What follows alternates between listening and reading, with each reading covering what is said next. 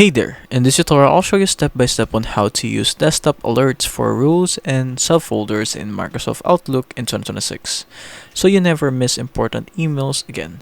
Make sure you follow the instructions till the end. To use desktop alerts for rules and subfolders is first you can go to your Microsoft 365 and click on the settings icon here, and on the settings panel go to rules, and you can now add a rule.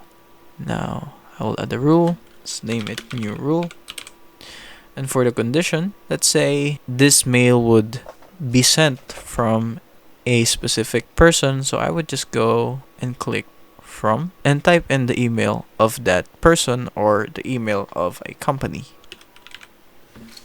After setting the condition, now you can set an action. So in this case, since it would be an alert, I would be pinning it to the top so I would easily see this email that was sent to me. I can also add another action, in which case I would categorize it to a subfolder that would organize my own email from that person. Category would be blue category.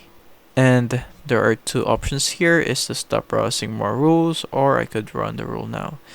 To test this, you can always send a practice mail so to test that everything is working properly and fine. That's it. If it helps, leave a like and subscribe for more tutorials like this.